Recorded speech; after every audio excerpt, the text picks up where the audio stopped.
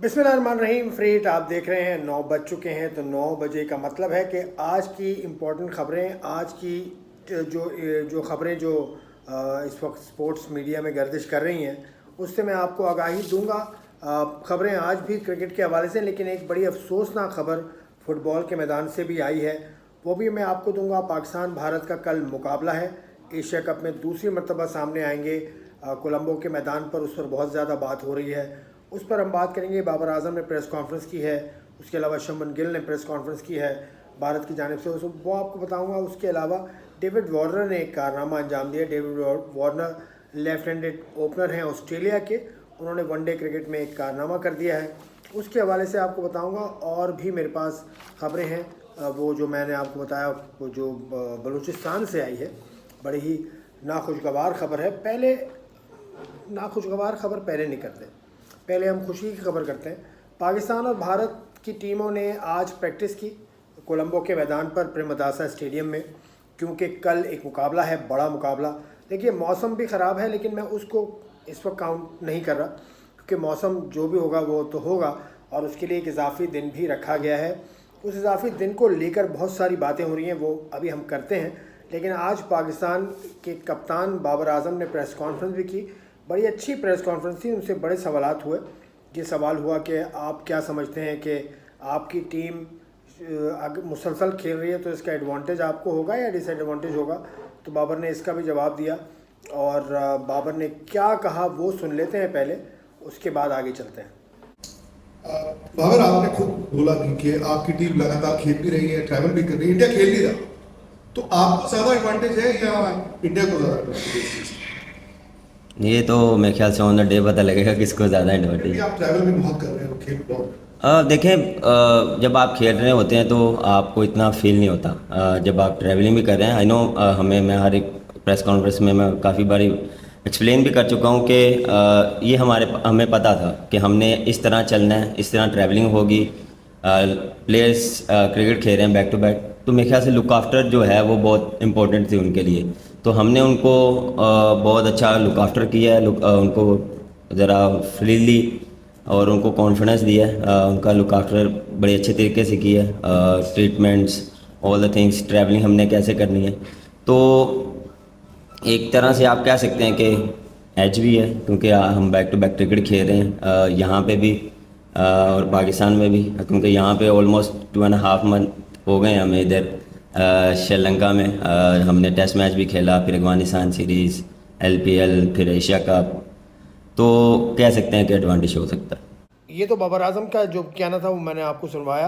अब पाकिस्तान ने अपनी 11 का ऐलान कर दिया है, जो कल भारत के ख़िलाफ़ मैदान में उतरेगी, और 11 में वही खिलाड़ी शामिल हैं जो बांग्लादेश के ख़िलाफ़ भी खेले थे। यानी कि पाकिस्तान ने कोई भी तब्दीली करने का फ़ैसला नहीं किया गया है। They are going in with the same 11 that played against Bangladesh and won the game as well. तो पाकिस्तान की टीम काफ़ी ज़्यादा पुरएतमाद है। इसका मतलब पाकिस्तान की इंतज़ामिया खासी पुरएतमाद है उन लड़कों को चांस देने के हवाले से। अब देखिए क्या होता है।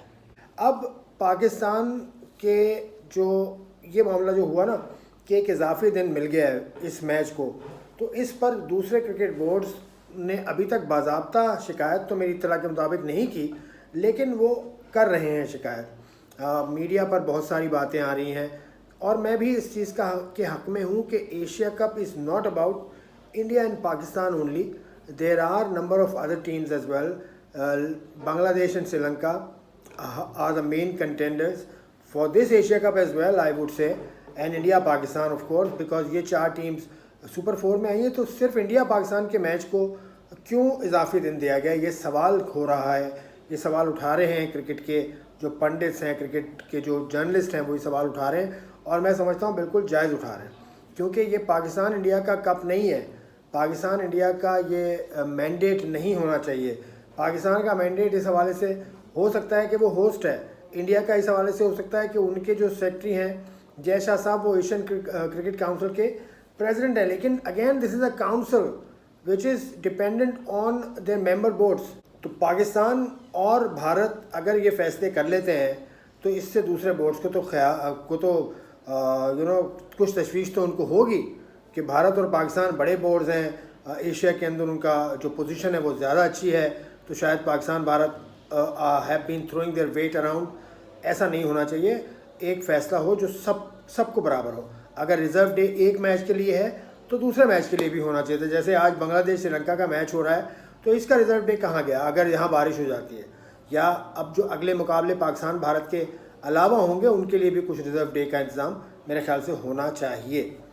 अब आ जाइए शुभमन गिल की तरफ। शुभमन गिल को सबसे पहले तो हम कहेंगे happy birthday to you young man, और we wish you all the best in your future endeavours, whatever you would do in a better manner. Shubman Gill ने आज प्रेस कॉन्फ्रेंस की और शुभमन गिल ने ये कह दिया कि लेफ़्ट आर्म बॉलर्स के लिए हमने ख़ास प्रैक्टिस की है।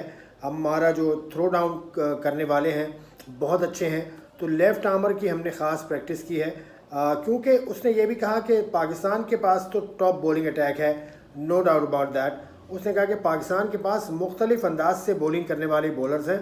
शाहीन शाह अफरीदी स्विंग करते हैं तो नसीम शाह बहुत तेज़ बॉलिंग करने की कोशिश करते हैं, और मैं इसमें हारिस रऊफ को भी शामिल करूँगा कि वो भी तेज़ बॉलिंग करने की कोशिश करते हैं। शुभमन गिल का ये कहना है कि लेफ़्ट आर्म बॉलर्स को इतना ज़्यादा दुनिया में कोई भी इतने मौके उसको नहीं मिलते कि वो लेफ़्ट आर्म बॉलर को खेल सके, तो लेफ़्ट आर्म बॉलर को खेलना हमेशा से चैलेंजिंग रहा है हर टीम के लिए। तो उनके लिए भी चैलेंज है जिससे वो नबर्द आज़मा होने की सलाहियत रखते हैं, और वो नबर्द आज़मा कल के मुकाबले में होंगे भी।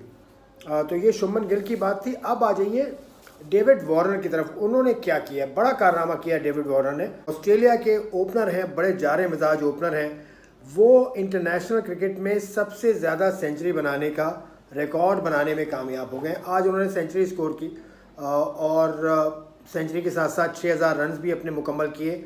सेंचुरी उन्होंने जो टोटल बना ली है वो अब 46 हो गई हैं। 46 इज़ द हाईएस्ट नंबर। उसके बाद दूसरे नंबर पर सचिन तेंदुलकर हैं जो इंटरनेशनल मुकाबलों में 45 सेंचुरी बना चुके हैं कुल्ली तौर पर। उसके बाद क्रिस गेल हैं वेस्ट इंडीज़ के, वो बना चुके हैं 42। जयसूर्या ऑफ श्रीलंका स्कोर कर चुके हैं 41 centuries. Matthew Hayden of Australia 40 century बना चुके हैं, और रोहित शर्मा का नंबर इस फहरिस्त में सबसे नीचे है। 5 जो टॉप के प्लेयर्स मैंने आपको बताया उसमें रोहित शर्मा ने 39 सेंचुरी बना रखी हैं। इसमें से 2 ही ऐसे प्लेयर हैं जो अभी भी इंटरनेशनल क्रिकेट खेल रहे हैं, वो रोहित शर्मा हैं और उनके साथ साथ डेविड वार्नर है। गेल को भी आप कह सकते हैं, he is not taken retirement age yet. तो ये है लिस्ट। उसके हिसाब से डेविड वार्नर सबसे ज़्यादा इंटरनेशनल सेंचुरी बनाने वाले ओपनर बन गए। आज वो 6000 रन भी बनाने में कामयाब हो गए वनडे क्रिकेट में। अब आ जाइए उस खबर की तरफ जो बलूचिस्तान से आई है और बड़ी अफसोसनाक खबर है। ये खबर आई है डेरा बुगटी की तहसील सुई से, और बड़ी अफसोसनाक खबर है। 6 मुकामी फुटबॉलर्स का अगवा हो चुका है, लापता हैं वो।